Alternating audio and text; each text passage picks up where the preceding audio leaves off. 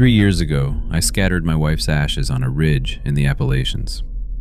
Because she loved those mountains almost as much as I did. I thought that was the last time I'd hear her voice up there. I was wrong. And the worst part, the part I still can't get past, is that whatever said her name in the dark outside my tent almost got it exactly right. I've been hunting these mountains for 31 years, and there is exactly one rule every serious Appalachian hunter knows. When the woods go quiet, you go still. Not quiet yourself. Still. You stop moving. Stop breathing loud. Stop existing as much as a human body allows. Because silence in these mountains doesn't mean nothing is happening. It means everything stopped. To pay attention to something else. I learned that rule from my father. He learned it from his. It has kept both of us alive. I was 12 days into a solo elk hunt in the Cherokee National Forest when I heard the forest die. That's the only way I can describe it. One moment there were crickets, owls, the distant drip of water off limestone. Then, between one breath and the next, nothing. No fade, no gradual tapering, just a hard, clean cut, like someone had lifted a needle off a record. I was sitting outside my tent, eating cold beans out of a can. My spoon stopped halfway to my mouth. I've felt that silence maybe 4 times in my life. Twice, I heard something large moving through brush afterward. Once, a bear. Once, something I never saw. Once, nothing happened at all, which somehow felt worse. This time, I sat without moving for about 6 minutes.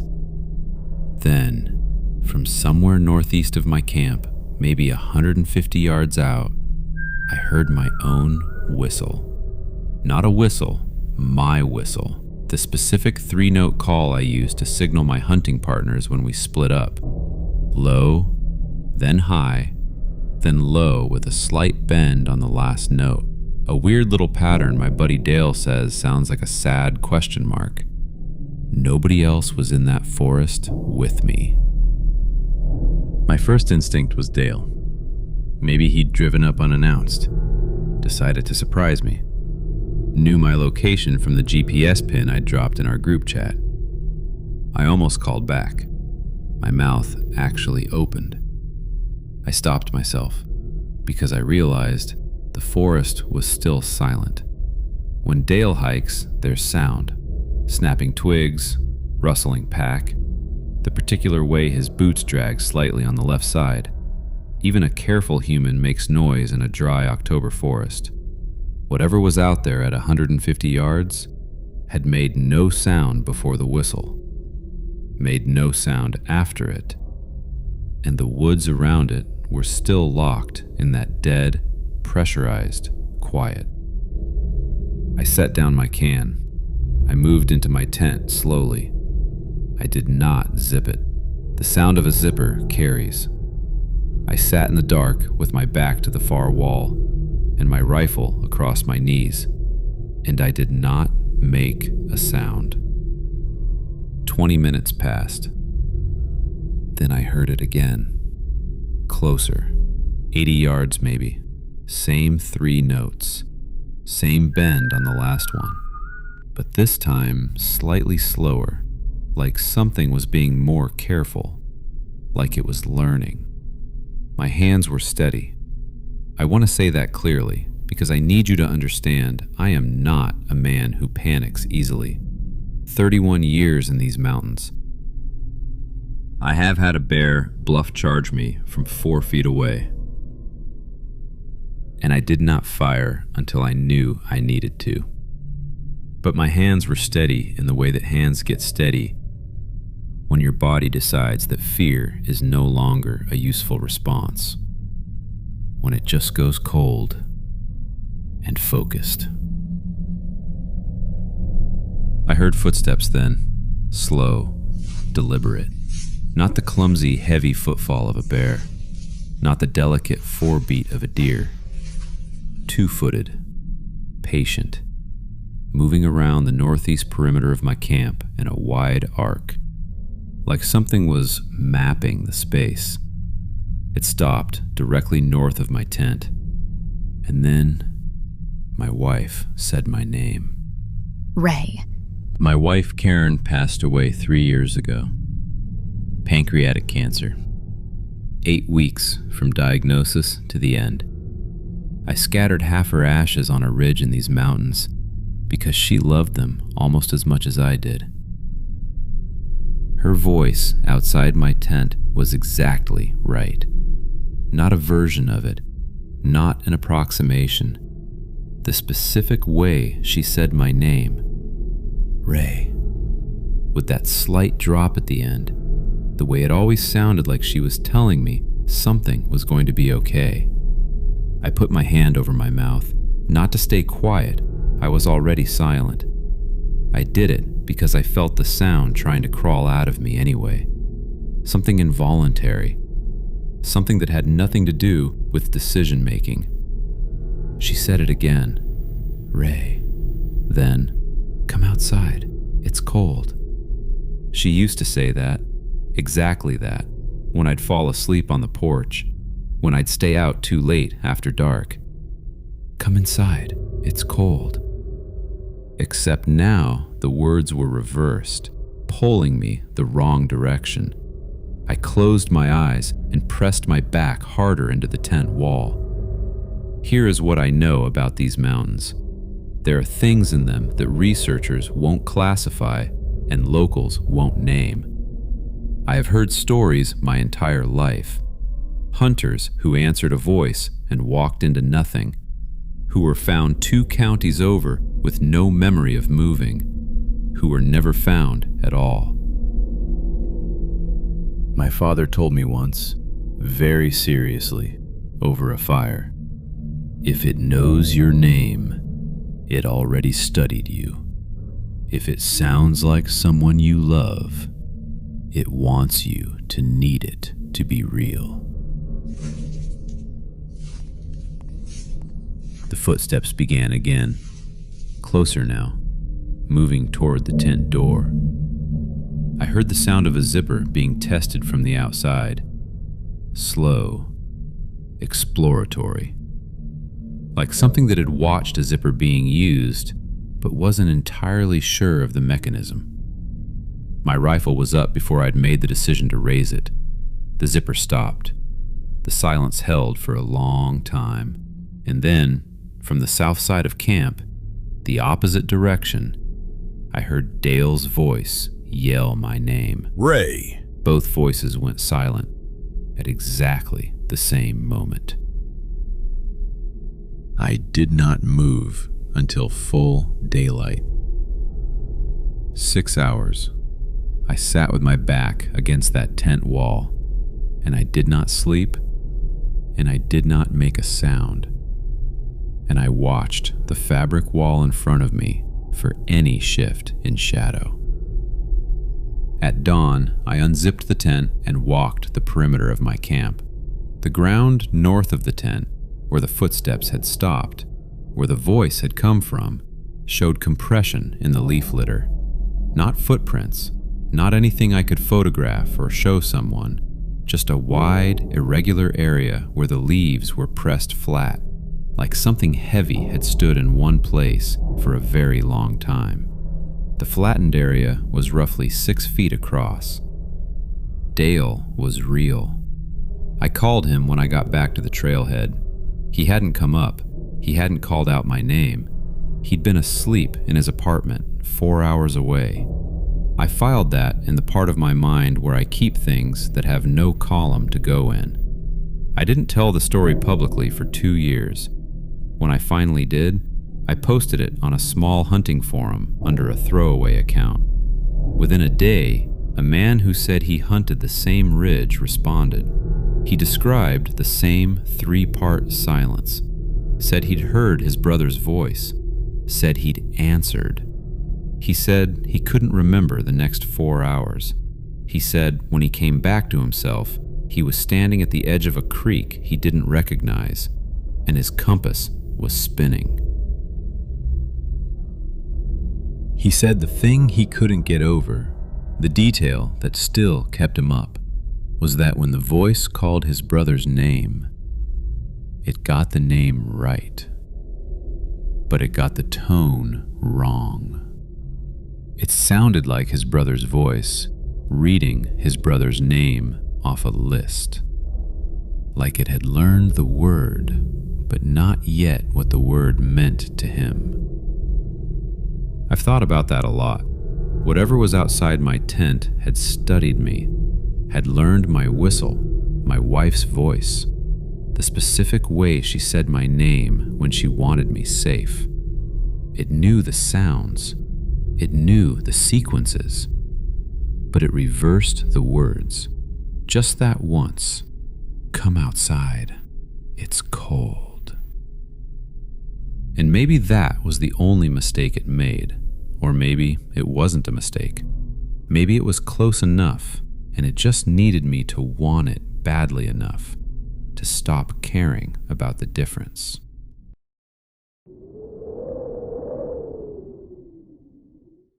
I don't remember deciding to stop walking. I just remember looking down and realizing my boots hadn't moved in what felt like a very long time, and that the forest around me was completely, absolutely silent, and that something was standing just beyond the tree line to my left, not moving either. It was the second week of September, solo section hike, Western Virginia, a stretch of the Appalachian Trail I'd done once before. 4 days, familiar terrain, maps downloaded offline and printed as backup. I'd done this kind of trip a dozen times. I knew how to read a blaze, how to pace distance, how to stay calm when things went sideways. I was not calm. The morning had started clean, cool air, good light, the trail exactly where it was supposed to be. The white blazes on the trees were weathered and dull, the way they get after years of exposure. Paint sinking into bark, edges soft. I knew what I was looking at. I'd read thousands of them. Around 10 in the morning, I noticed a blaze that was wrong. Not misplaced, not damaged, wrong in a specific way. The paint was bright, too bright, the kind of white that hasn't had a single season of rain on it. I stopped and looked at it and told myself trail crews had been through recently. Reroutes happen, repaintings happen. Then I looked at the one before it, and the one before that. Every blaze behind me, every single one I could see back to the last bend, was freshly painted. All of them, uniformly bright, like someone had walked the trail behind me while I was walking it and repainted every marker I'd already passed. I turned around in a full circle and stood very still and listened. The forest gave me nothing. No wind, no birds, no sound of anyone moving through underbrush. Just that pressure, that specific, terrible pressure of a silence that isn't empty. I decided to go back. That was the rational choice, and I made it immediately. And I started walking, back the way I'd come, back toward the trailhead, back toward the blazes I now understood were wrong, but at least represented a direction I recognized. I walked for 4 minutes. I know it was 4 minutes because I was watching my watch. At the 4-minute mark, I stopped walking because the trail had ended. Not gradually, not in the way a path fades when it hasn't been maintained. It simply ended. Compressed earth and worn root systems on one side of an invisible line, and then undisturbed forest floor on the other. Leaf litter that had never been touched, moss that had never been compressed. No trail, no evidence of a trail, no evidence that anyone had ever walked here. But I had just walked here 4 minutes ago. I crouched down and touched the ground. Cool, soft, undisturbed. I looked back the way I'd come, forward now, the direction I'd originally been hiking. And the blazes were there, leading onward, bright and patient. I pulled out my GPS.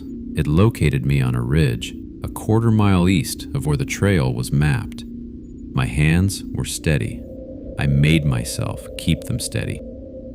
Then I heard the sound.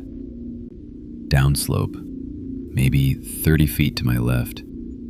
Something moved through the underbrush in a single, deliberate motion. Not the skittering of an animal startled by my presence, but one slow, controlled movement, like something adjusting its position, like something that had been still for a while and decided to shift its weight. I did not look toward it. I looked at the next blaze on the tree ahead of me, and I made the worst decision of that trip, and possibly of my life. I followed it. The blazes led me through forest that had no business having a trail in it. Deadfall everywhere. Dense, chaotic, the kind of terrain that takes decades to accumulate. Fallen trees stacked across fallen trees, root systems pulled up and frozen mid-collapse. No one had cut through this. No trail crew had ever been here. But the blazes kept appearing, one per tree, perfectly spaced, perfectly level, always ahead of me. I stopped at one point and stared at a tree 40 feet in front of me. Bare bark, no blaze. I stared at it for a full minute without moving. Then I walked toward it. When I was 10 feet away, I looked up, and the blaze was there. I made a sound I'd never made before. Not a word, just something that came out of my chest involuntarily. Some noise my body produced without consulting me. I stood there and breathed and told myself there was an explanation. Then the thing to my left moved again, closer now, 20 feet, maybe less. Still that same quality of movement, controlled, deliberate, like something that understood exactly how much sound it was making and had made a specific choice about it. I turned my head slowly. Between two trees, at the exact distance where detail becomes uncertain, something was standing upright.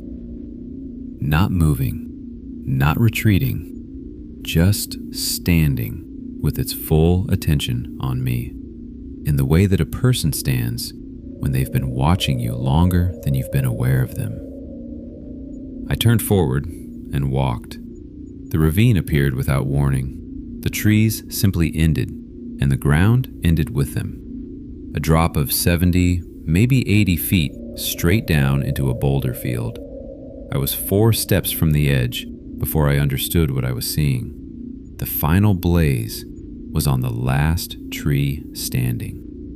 Pointing forward, and below, at the bottom of that ravine, caught against a rock and lifted slightly by the water moving around it.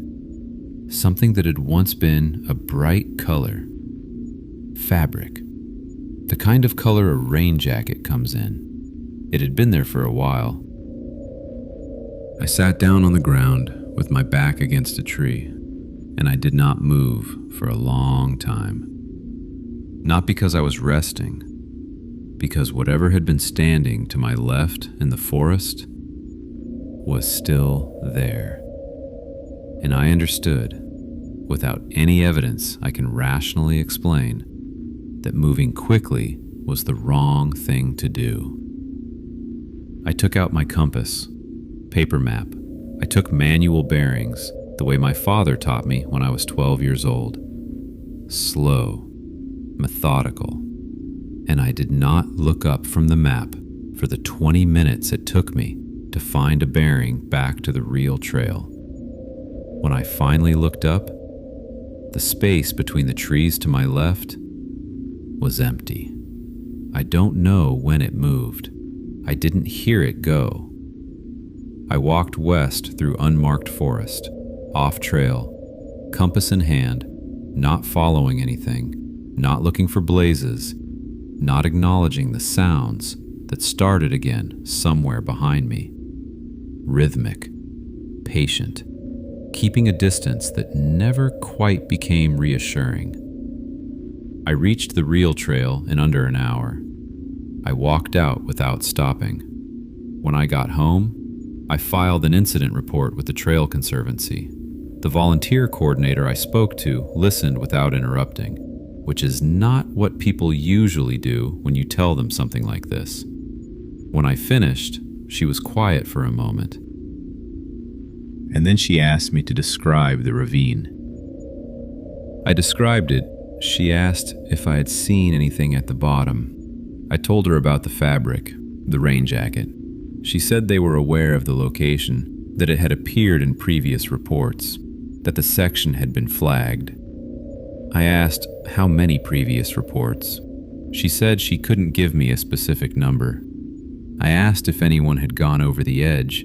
She said, very carefully, that there were open missing persons cases associated with that area that she wasn't able to discuss in detail.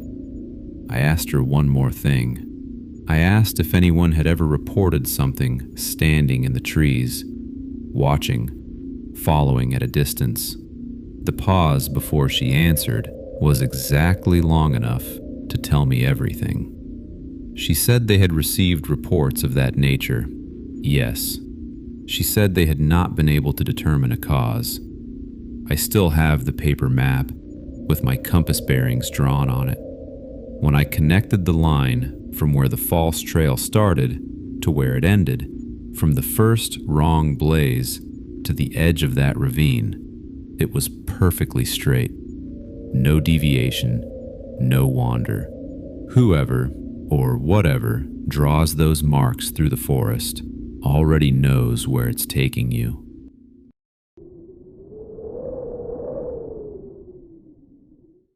I still haven't gone back to sleep properly since that weekend.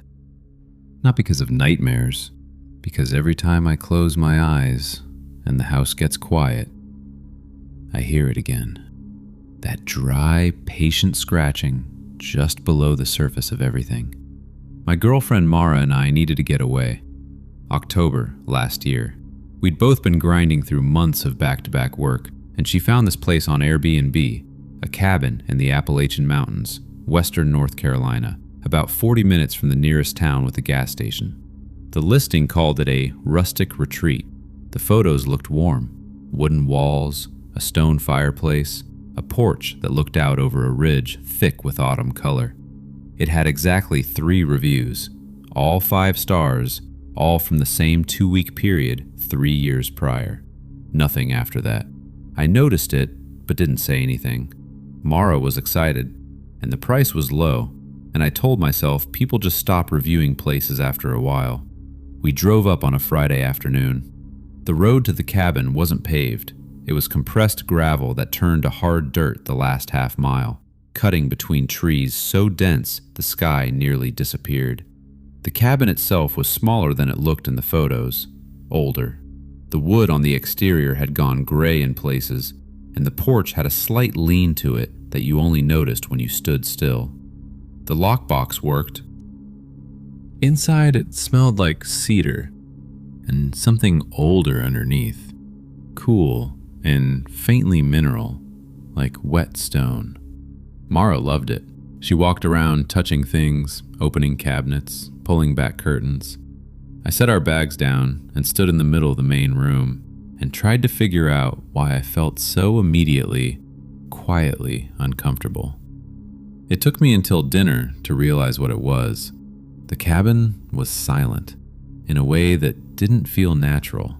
No wind against the windows, no insects, no birds settling in the trees outside as the sun went down. Just a total, pressurized stillness.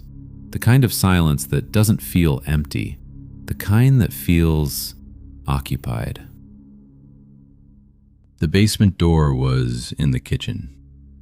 I only went down because I was looking for the circuit breaker. One of the overhead lights in the bedroom was flickering.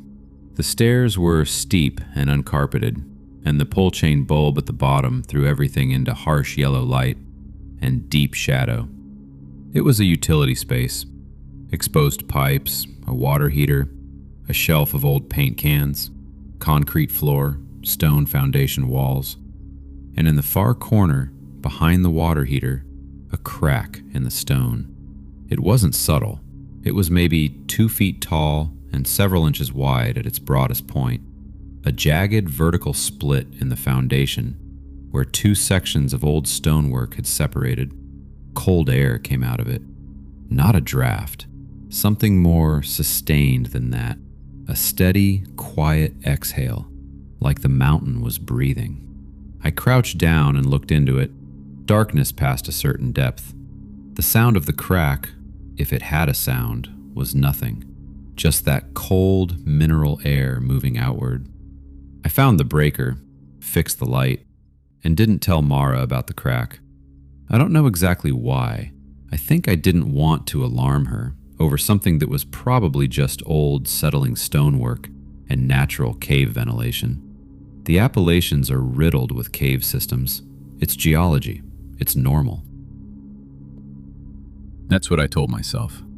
We went to bed around 11. The bedroom was at the back of the cabin, and the floor in that room was older than the rest. Wide pine boards with small gaps between them where the wood had contracted over decades. You could feel cool air coming up through the gaps when you walked barefoot. I was almost asleep when Mara went still beside me. "Do you hear that?" she whispered. I heard it. A sound from beneath the floor. Quiet, rhythmic, patient, like something dragging its fingers slowly across the underside of the boards. We didn't speak for a long time. We just lay there, completely still, listening to that sound move, slowly, deliberately, from one side of the room toward the other. It wasn't an animal skittering. It wasn't pipes contracting or wood settling. It had a pace to it, a direction. Whatever was making that sound was moving with purpose. Mara grabbed my arm. Her hand was cold. The sound stopped near the foot of the bed. Then there was a different sound, softer, more focused. Something was working at a single point on the floor. A quiet, careful manipulation of wood, like something testing whether it could move. I got my phone and turned on the flashlight and looked at the floor. The gaps between the boards were maybe a 1/4 inch wide. In 2 of them, near the foot of the bed, I could see something catching the light. Long, pale fingers. Not a hand, just fingers. Too many joints, bent at angles that didn't track with anything I knew. Moving slowly and methodically along the edge of one board, like they were searching for purchase, for a way to lift or separate. I heard Mara make a sound beside me that I'd never heard from her before. Not a scream. Something lower than that. So I grabbed her and we moved to the corner of the room, and I kept the flashlight on the floor, and for approximately 90 seconds, I know because I was counting, those fingers worked the edge of that board without stopping. Then they withdrew. The silence that followed was worse than the sound had been, because the silence meant they were still down there, just no longer moving. And I understood, without being able to explain why, that they hadn't left. They had simply decided to wait. We left the cabin before 2 in the morning. We didn't pack properly. Mara took her bag. I grabbed my keys and my jacket, and we walked. Not ran. because something in both of us understood that running on that porch in that dark would have been the wrong thing to do. We walked to the car, and I drove down that gravel road without headlights for the first 100 yards because I didn't want light. I don't fully know why I made that choice. I just knew I didn't want to illuminate anything standing at the edge of the trees. We reported it to Airbnb when we got back, filed something with the county. I called a ranger station associated with the national forest nearby. Everyone was polite. A ranger called me back 2 days later and asked a few questions, specifically about the crack in the foundation, then told me the property was built above an unmapped section of cave system and that wildlife intrusion in the area was a documented issue. He used the word wildlife. I asked him what kind. He paused before answering. He said they'd had reports over the years of various animals using cave networks as shelters, coming up through old foundation points on remote properties. He said it wasn't uncommon in that part of the mountains. He did not describe what kind of animal leaves marks like fingers on the underside of floorboards. The Airbnb listing was removed within a week of our complaint.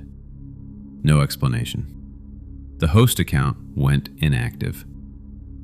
I've looked up that address probably 30 times since then. I've tried to find records on the property, on any incident history, on the cave system supposedly beneath it.